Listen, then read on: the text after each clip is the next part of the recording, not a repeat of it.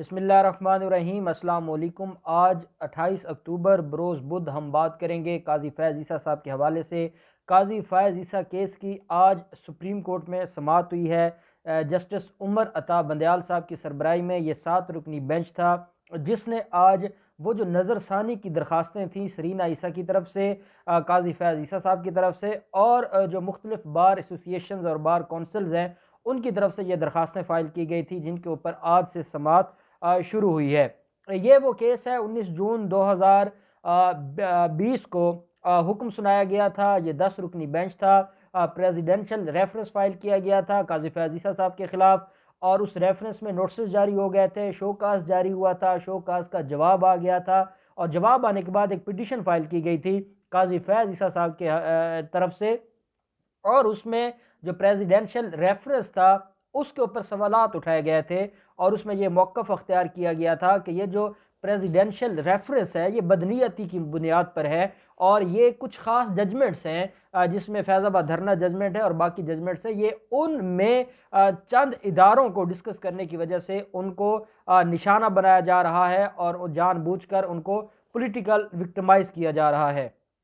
और चंद इदारों के ऊपर जब सवालात उठाए गए तो उसके ऊपर समाअत शुरू हो जाती है और पहले क्वेश्चन ऑफ लॉ ये डिस्कस किया गया कि क्या काजी फैज़ ईसा साहब की जो दरख्वास्त है वो मेंटेनेबल है या नहीं है, क्योंकि जो सुप्रीम जुडिशल काउंसिल की कार्रवाई है उसको अदालत में चैलेंज नहीं किया जा सकता, ये आइन में लिखा हुआ है। और ये भी कहा गया कि जब शोकास जारी हो गया और शोकास का जवाब दे दिया गया तो उसके बाद क्या वो कार्रवाई ख़त्म हो सकती है। और फिर ये भी एक क्वेश्चन ऑफ लॉ था और ये भी एक बात सामने आई थी कि जब काजी फैज़ ईसा साहब ने ना उस शोकास को जो शोकास जारी किया गया है ना उसको चैलेंज किया है ना उसका सेट असाइड मांगा गया है, तो कैसे ये कार्रवाई ख़त्म हो सकती है। खैर बड़ी तवील एक बहस हुई, बड़ी तवील इसके ऊपर प्रोसीडिंग्स हुई, समातें हुई और उसके बाद काजी फैज़ ईसा साहब ने खुद भी बहस की। काजी साहब की वकला टीम थी, हामिद खान थे, मुनीर मलक साहब थे और पूरा जो एक Pakistan bar council, supreme court bar association, सारी वकला तंजीमें काजी फैज़ ईसा साहब के साथ खड़ी थी। और ऐसे में काजी फैज़ ईसा साहब की वाइफ ने भी, सरीना ईसा ने भी वीडियो लिंक के ज़रिए इसमें अपने सारे जो उनका मौक़िफ़ था वो सुप्रीम कोर्ट के सामने रखा था। वो मौक़िफ़ रखने के बाद 19 जून 2020 को ये फ़ैसला आता है कि जो 7 रुकनी बेंच है उनकी तरफ से ये एक अक्सरियती फ़ैसला आता है कि काजी फैज़ ईसा साहब के ख़िलाफ़ जो रेफरेंस है उसको कलअदम करार दिया जाए।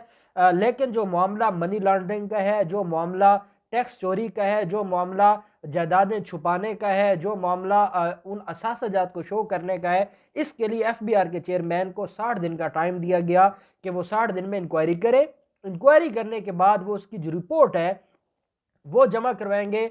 जो सेक्रेटरी है सुप्रीम जुडिशल काउंसिल के, सेक्रेटरी कौन है, रजिस्ट्रार जो सुप्रीम कोर्ट के रजिस्ट्रार हैं, उनको जमा करवाए जाएंगे। वो आगे चेयरमैन सुप्रीम जुडिशल काउंसिल के पास वो रिपोर्ट लेके जाएगा। सुप्रीम जुडिशल काउंसिल जो चीफ जस्टिस ऑफ पाकिस्तान है वो देखेंगे और अगर वो ये समझते हैं कि इसमें काजी फैज़ ईसा साहब गिल्टी है और उनकी फैमिली उनके ऊपर डिपेंडेंट थी और डिपेंडेंट होने के बाद उन्होंने अपने नाम पे 3 प्रॉपर्टीज़ खरीदी है, तो 3 प्रॉपर्टीज़ खरीदने के बाद अगर उसमें काजी साहब का नाम कहीं पे आ रहा है या उनकी कोई लायबिलिटी बन रही है तो फिर आज खुद नोटिस लेते हुए रेफरेंस की कार्रवाई शुरू हो जाएगी। ये मामला था।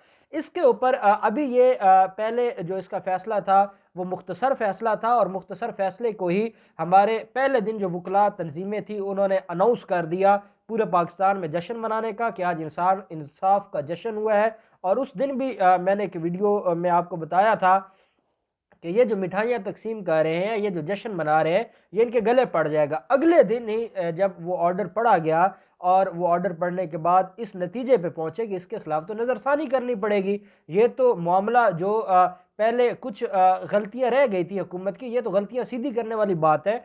तो इसके ऊपर रिव्यू पिटिशंस आ गई थी, सरीना ईसा की तरफ से अलग आई थी, काजी फैज़ ईसा साहब की तरफ से अलग थी और वकला जो तंजीमें हैं उनकी तरफ से अलग आई थी। अब उस पे 2 दिन पहले तफसीली फ़ैसला भी आ गया है और तफसीली फ़ैसला आने के बाद जो समाअत के लिए मुकर्रर हो गई और 7 रुकनी बेंच बन गया। 7 रुकनी बेंच में जस्टिस मंसूर थे, जस्टिस मंसूर साहब इसमें मौजूद नहीं है, मंसूर अली शाह, ना जस्टिस याह्या अफरीदी साहब है और ना ही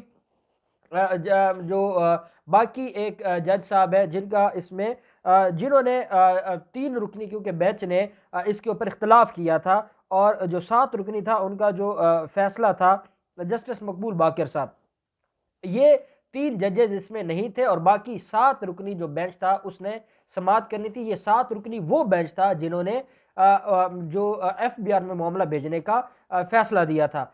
अब हुकूमत बड़ी मुतमईन थी।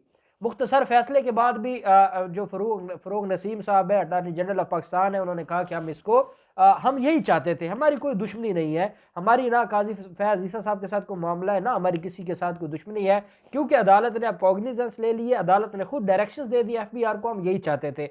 तफसीली फैसला आया, तफसीली फैसले के बाद हालांकि शहजाद अकबर और फ़रूग नसीम साहब के हवाले से एक ऑब्जर्वेशन आई एक जज साहब की कि इनके मामले के ऊपर तहकीक की जाए कि इन्होंने जो एविडेंस कलेक्ट की है वो कैसे की है।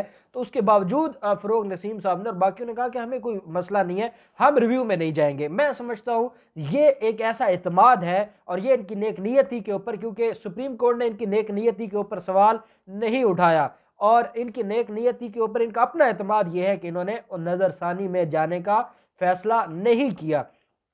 पहले जिन लोगों ने जश्न मनाया फिर उन्होंने मुख्तसर फैसले के बाद नज़रसानी की और नज़रसानी उस पॉइंट के ऊपर की जो एफबीआर को भेजा जाने वाला था। वो पॉइंट था 7 जजेस का।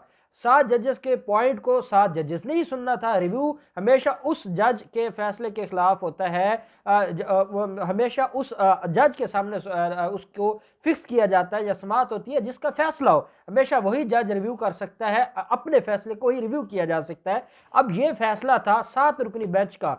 7 रुकनी बेंच ने एफबीआर को भेजने का मामला डिस्कस किया था और अब 7 रुकनी जो बेंच का फैसला था उसका रिव्यू भी 7 रुकनी बेंच के सामने होना था। इसलिए जस्टिस उमर बदयाल साहब की सरबराही में 7 रुकनी बेंच बना दिया गया जिसके ऊपर आज समाअत हुई है। आज की समाअत से पहले वकला तंजीमों ने फिर चैलेंज कर दिया। उन्होंने कहा कि जो 10 रुकनी बेंच था अब भी वही 10 रुकनी बेंच हो और जो बेंच है जिसमें जस्टिस याह्या अफरीदी साहब, जस्टिस मंसूर अली शाह साहब और जस्टिस मकबूल बाकर साहब मौजूद नहीं है, तो ये बेंच हमें मंजूर नहीं है और हमें वही 10 रुकनी बेंच चाहिए और हमें 7 रुकनी बेंच नहीं चाहिए। तो ये मामला उनका बनता नहीं था क्योंकि 7 रुकनी बेंच के फैसले के ऊपर रिव्यू हो रहा था। तो वो जो पहले 3 जजेस हैं वो तो पहले इसके अगेंस्ट थे, तो उनका तो बेंच में होना बनता नहीं था। इसलिए ये 7 रुकनी बेंच ने आज समाअत शुरू की।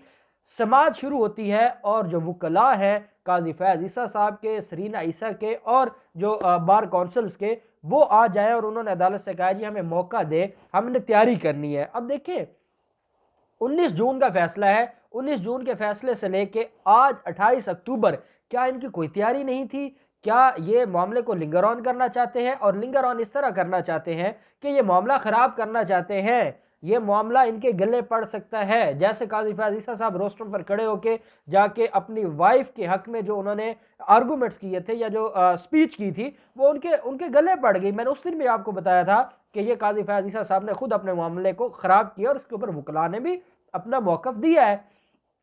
अब 19 जून का फैसला है और 19 जून के फैसले के बाद इनको ये समझ नहीं आ रही कि 7 रुकनी बेंच बन गया है। हमारी नज़रसानी की दरखास्तें हैं, हुकूमत की तरफ से कोई नज़रसानी की दरखास्त नहीं आई, हमने अपना मौक़िफ़ पेश करना है। तो क्या 19 जून से 28 अक्टूबर तक इन्होंने अपने मामले पे तैयारी नहीं की? तैयारी तो इतनी करनी थी कि क्या सुप्रीम कोर्ट इस मामले को एफबीआर में भिजवा सकती है या नहीं भिजवा सकती। तो एक तो ये पॉइंट था। दूसरा ये था कि एफबीआर से डरते क्यों हैं? अगर ये जो जैसे जस्टिस फैसल अरब साहब ने लिखा कि अगर एक जज है तो जज को अपने मामलात को क्लियर करना चाहिए, तो इनको तो क्लियर करना चाहिए था। और ये एफबीआर से क्यों डर रहे हैं, क्यों खौफजदा है, क्यों ये तजब्जुब का शिकार है? उसकी वजह यह है कि कहीं ना कहीं दाल में काला तो ज़रूर है। यही वजह है कि इस ऑर्डर को चैलेंज किया जा रहा है और इस ऑर्डर को चैलेंज करने के बाद अब इनके ये कहते हैं हमारी तैयारी नहीं है। तो अदालत ने कहा कि हम ये चाहते हैं कि जस्टिस फैसल अरब साहब की जो रिटायरमेंट है उससे पहले पहले हम इस मामले को सुन लें, इसलिए हम इस मामले को ज़्यादा लंबा नहीं करेंगे और 16 नवंबर से जो हफ्ता शुरू हो रहा है उस हफ्ते में दोबारा इस केस की समाअत मुकर्रर की गई है और दोबारा काजी फैज़ ईसा साहब के मामले पे समाअत होगी। ये रिव्यू पिटिशंस है और इसमें अगर डे बाई डे चलाया जाए तो ये एक हफ्ते में ये मामला डिसाइड हो जाएगा। और अहम बात यह है कि रिव्यू का स्कोप बहुत कम होता है। रिव्यू हमेशा वहाँ किया जाता है जहाँ कोई टेक्निकल एरर हो, तो जहाँ पे फैक्ट्स की बात हो, जहाँ पे लॉ की बात हो, तो जो ओरिजिनल जजमेंट है उसको नहीं छेड़ा जाता। और इस बात का इनको अंदाजा है और ये दिन ब दिन अपने मामले को, ये रेफरेंस से बचे, रेफरेंस के बाद जिस अदालत ने इनका रेफरेंस कलअदम करार दिया उसी के फैसले को चैलेंज कर दिया। खुद ही जो है वो दरखास्त फाइल की, खुद ही उनके हक में फैसला आया और खुद ही आगे उसको चैलेंज कर दिया। तो अब ये मामला बड़े दिलचस्प मरहले में दाखिल हो गया है। अब देखते हैं कि जो बेंच पे इतराज़ उठाया गया है उसके ऊपर क्या, क्योंकि कानूनी तौर पे वही 7 रुकनी बेंच होगा जिसके फैसले को चैलेंज किया गया, वो 3 जजेस शायद ये समझते हो कि वो उनके लिए जो उनकी रहनुमाई है और उन 3 जजेस का जो एक इल्मी काबिलियत है, उसकी बुनियाद पर ये समझते हो कि उनको कोई फ़ायदा हो जब डिस्कशन हो। लेकिन 7 रुकनी बेंच है, उसके फैसले को चैलेंज किया गया है। 7 रुकनी बेंच ही रिव्यू सुनेगा और ये 16 नवंबर से शुरू होगा और ये बड़ा अहम मामला हो जा रहा है। और ये जितना इस मामले को लेके जा रहे हैं, इसको पेचीदा बना रहे हैं, उतना मामला इनके गले पड़ रहा है और ये आपको अगले आने वाले दिनों में नज़र आएगा। तो जो भी डेवलपमेंट होगी हम आपके साथ शेयर करते रहेंगे। अल्लाह पाक पाकिस्तान का हामी और नासिर हो। बहुत शुक्रिया। अल्लाह हाफिज़। पाकिस्तान जिंदाबाद।